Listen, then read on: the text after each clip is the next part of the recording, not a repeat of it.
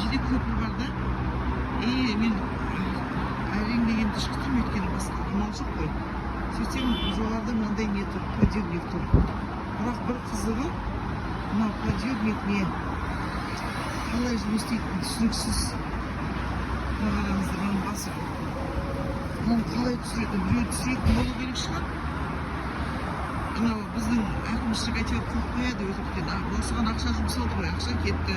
Біздің налогоплательщиктардың ақшасы жұмсалады, осыған алады, өтіріктен қойып қояды. Енді бұған эксплуатация дегені бар, жөндеу жұмыстары, ремонт, соның бәріне ақша кетеді.